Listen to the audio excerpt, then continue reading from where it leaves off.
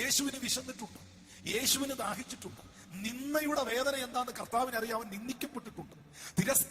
തിരസ്കരണങ്ങളുടെ റിജക്ഷനുകളുടെ pain എന്താണെന്ന് ക്രിസ്തുവിനറിയാം. അവനത് അനുഭവിച്ചിട്ടുണ്ട്. ഒറ്റപ്പെടലുകളുടെ വേദന എന്തെന്ന് ക്രിസ്തുവിനറിയാം. യേശു അതിലൂടെ പോയിട്ടുണ്ട്. ജീവിതത്തിൽ സമസ്ത മേഖലകളിലും നിന്ദകളും കഷ്ടതകളും നിങ്ങൾ അനുഭവിച്ചിട്ടുള്ള പാപമൊഴികെ സമസ്ത വിഷയങ്ങളും കർത്താവ് അനുഭവിച്ചിട്ടുണ്ട്.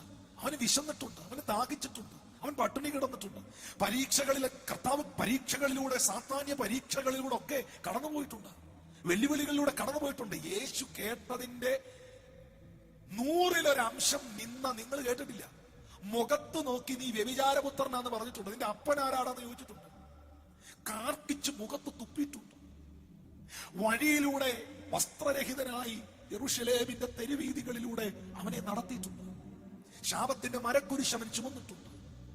തലയിൽ മുൾക്കിരീടം ചൂടിക്കൊണ്ട് യഹൂദന്മാരുടെ രാജാവേ ജയ ജയ എന്ന് വിളിക്കുന്ന നിന്നയുടെ കൂരമ്പുകൾ അവൻ ഏറ്റിട്ടുണ്ട്. നിനക്ക് യേശു കർത്താവ് സൗഖ്യത്തിന്റെ രോഗശാന്തിയുടെ ശുശ്രൂഷ ചെയ്യുമ്പോൾ ഇവന് ഭൂതമാണ്, ഇവൻ ഭൂതങ്ങളെ കൊണ്ടാണ് ഈ മിനിസ്റ്റർ ചെയ്യുന്നതെന്ന് മുഖത്ത് നോക്കി പറഞ്ഞിട്ടുണ്ട്. ഇവൻ ശമര്യനാണെന്ന് പറഞ്ഞിട്ടുണ്ട്. അങ്ങനെ വിവിധ തരത്തിലുള്ള നിന്ദകൾ, കഷ്ടതകൾ യേശു അനുഭവിക്കേണ്ടി വന്നിട്ടുണ്ട്. പാപമൊഴികെ സകലത്തിലും അവൻ നമുക്ക് തുല്യനായി കടന്നു പോയത് കൊണ്ട് നിങ്ങൾ അവന്റെ സന്നിധി ചെന്ന് അപ്പാ എന്ന് വിളിച്ച കണ്ണീന്ന് കണ്ണുനീരൊഴുകുമ്പോൾ തന്നെ കർത്താവിന് മനസ്സിലായി, മക്കളെ നിങ്ങൾ പോകുന്ന റൂട്ട്.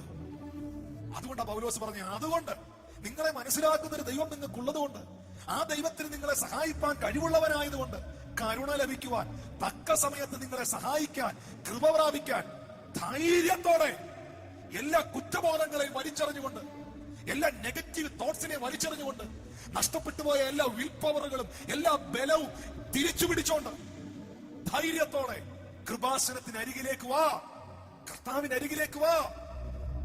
സ്വർഗത്തിലെ ദൈവം ഇന്ന് നിന്നെ സഹായിപ്പാൻ ആ കരുണയുടെ കരം നീട്ടുകയാണ്. ഞാൻ നിന്നെ രാവും പകലും സൂക്ഷിക്കും. ആരും സഹായമില്ലെല്ലാവരും പാരിൽ കണ്ടും കാണാതെയും